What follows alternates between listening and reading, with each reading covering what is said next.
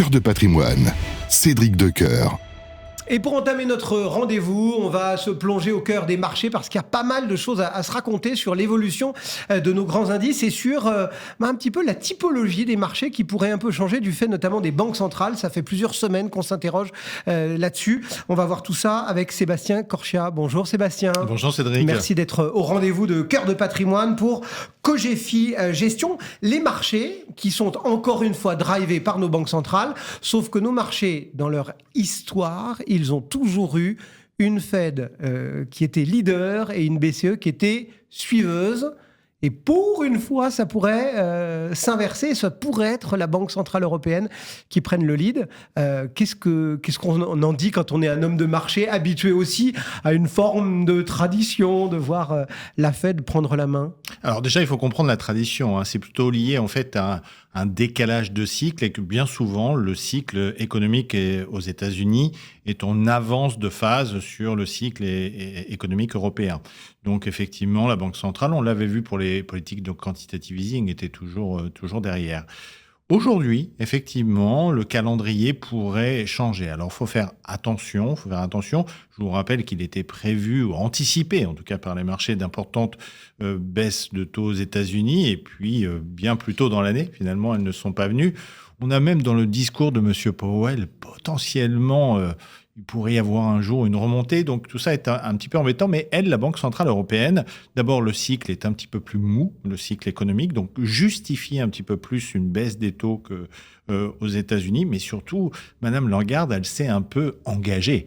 Elle est allée un petit peu loin dans ses propos. Et donc, maintenant, bien compliqué de faire machine arrière pour la première baisse des taux. Parce que vous savez, ce qui est important pour un banquier central, eh bien, c'est cette capacité à convaincre, à montrer qu'on sait où on va et finalement à ne pas se dédire parce que c'est la parole aussi qui compte. Et pour le coup, elle a fait comprendre au marché qu'il n'y avait aucun doute, naturellement, pour une prochaine baisse des taux. Donc oui, probablement là, une baisse des taux en avance de celle de la Fed. Et ce qu'il y en aura, c'est surtout la question, une deuxième, voire une troisième. Là, c'est beaucoup plus difficile parce que si d'aventure, la Banque centrale américaine ne baissait pas ses taux, pas tout de suite, la Banque centrale européenne ne pourrait pas en faire une deuxième avant les États-Unis. Pourquoi ? Parce que ça ferait baisser l'euro. Si l'euro baisse, par exemple, le prix du pétrole remonte, il est exprimé en dollars, et là, vous relancez l'inflation. Ouais. Donc, une pour la forme, une deuxième, on en reparlera. Une deuxième. Exactement. Bon, mais en face, il va être gêné aux entournures à la fin, Jérôme Powell, parce qu'il a une question de calendrier. Et OK, il s'est peut-être moins pieds et poings liés que Christine Lagarde, mais il a un autre calendrier qui ne dépend pas de lui. C'est celui de l'élection présidentielle américaine. Et celle-là, on sait qu'elle... Alors, on ne peut pas dire qu'elle oblige la Fed, parce que ça n'est qu'une tradition finalement, mais on sait qu'a priori, la Fed, elle s'abstient en période électorale pour ne pas être accusée de faire le jeu de l'un ou de l'autre des deux partis. Et là, on sait que cette élection, elle a un parfum un peu sulfureux. Donc, elle se retrouve contrainte, cette Fed, quand même, calendairement parlant. Absolument. Et ça a toujours été dit, effectivement, que, en gros, après le mois de septembre, ça serait très compliqué pour la Fed d'agir. Maintenant, tout est fait pour connaître des exceptions. Il pourrait y en avoir une, notamment parce que M. Powell a bien compris que si M. Trump était élu, M. Powell pourrait aller Pôle emploi aux États-Unis. Et donc, pour le coup, il pourrait être aussi tenté, pourquoi pas, de dire que de toute façon, le jeu n'est pas, je dirais, équilibré et donc il peut intervenir. C'est une hypothèse. En tout cas, lorsqu'on lit les communiqués, on a l'impression qu'il n'est pas gêné ou qu'il ne l'est plus, en tout cas, par ce calendrier électoral.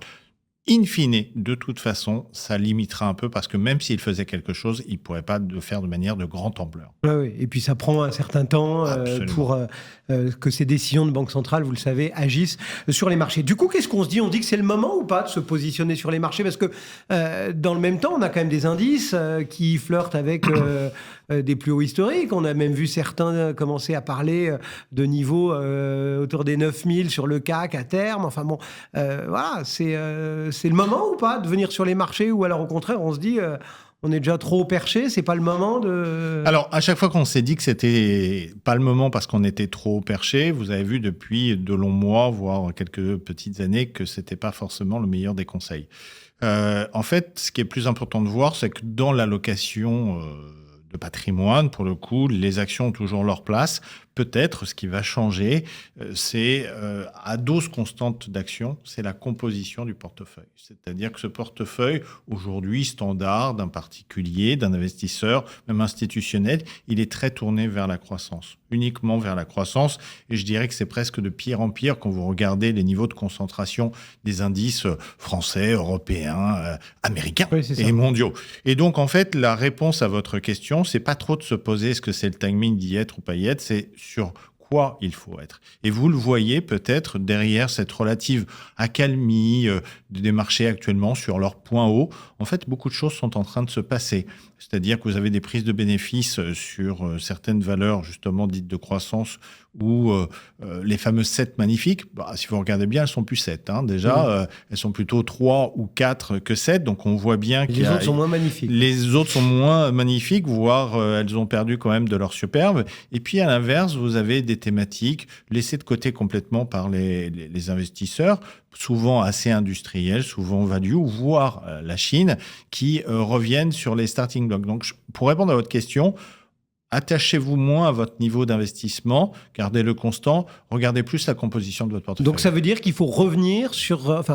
c'est le moment d'aller un petit peu chiner ces valeurs dites value, qui sont peut-être sous-cotées, qui ont peut-être un charme à retrouver. Absolument. En fait, le marché, lui, il a déjà compris ça, il a déjà commencé ça, en partant de quelques postulats assez simples. D'abord, si vous prenez celui d'un côté de la croissance de l'intelligence artificielle, ça a beaucoup monté.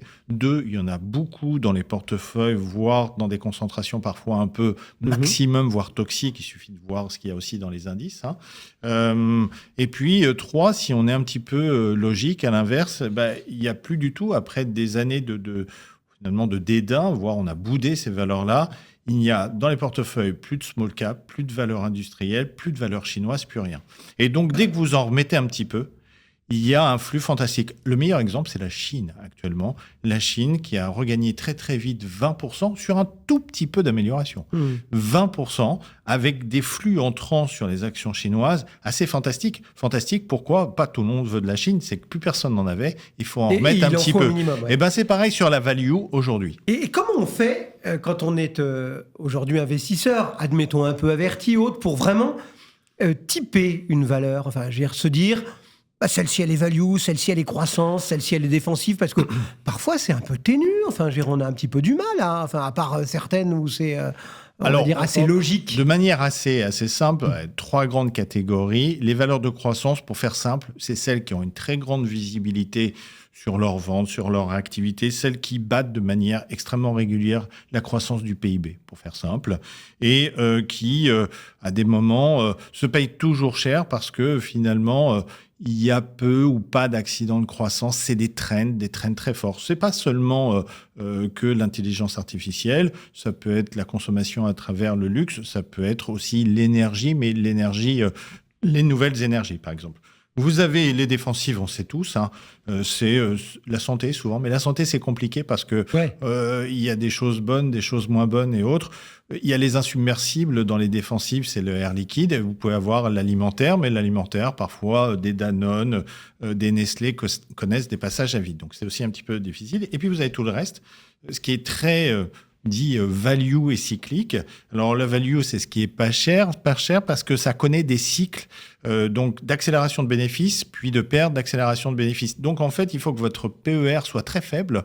Ça veut dire que votre temps de recovery est très rapide. Je vous prends un exemple. Un des PER les plus faibles dans les grandes, avec un guillemet sur les grandes valeurs actuellement, c'est Air France. PER de 2. Ça veut dire qu'il vous faut 2 années de résultats pour retrouver votre mise. C'est ce que ça veut dire en français dans le texte. Forcément, parce que les résultats, parfois, au bout de 2 années, hop, c'est de nouveau des pertes. Donc, vous voyez les choses comme ça. Ça peut être les banques aussi, qui ont ce côté un peu de cyclicité dans leurs résultats. Donc, c'est tout ça que vous allez retrouver dans les values. C'est tout ça qui a superbement ignoré les marchés et qui, aujourd'hui, reviennent avec une idée de fond aussi, c'est que si vous croyez à la Chine, un tout petit peu, si vous y croyez, mais que vous avez peur d'y aller en direct, Eh bien, quelle est l'économie européenne la plus sensible à la Chine ? C'est l'Allemagne. Or, l'Allemagne est une économie en récession et une économie très industrielle, avec une bourse qui est très industrielle.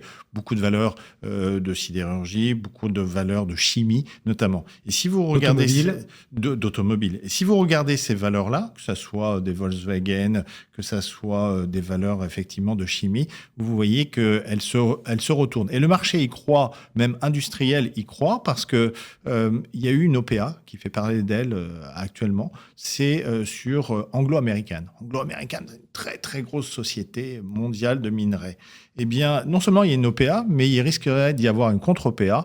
Et donc, ça veut dire quoi ? Ça veut dire que tous ces actifs sont bradés et qu'on voit qu'il y a un intérêt parce que le cycle va repartir. Et vous avez essentiellement cité dans tous vos exemples, Sébastien Corchia, des grosses valeurs, des large caps.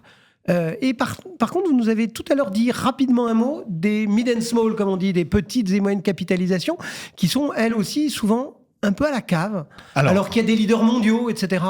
Ça veut dire qu'il faut les regarder aussi là ? Mais bien sûr, d'abord parce que, alors tout dépend de ce que vous prenez comme filtre de taille, mais aujourd'hui, vous pouvez vous dire qu'à peu près 95% des valeurs en Europe font moins d'1 milliard de capitalisation, et c'est souvent celles-ci qu'on qualifie de petites, moyennes. Alors certaines sont plus grandes, mais on les met dans les moyennes. Et avec 95% de ces valeurs, c'est qu'à peu près seulement 20% de la capitalisation. Ne pas en avoir, c'est ignorer quand même 95% des valeurs en Europe.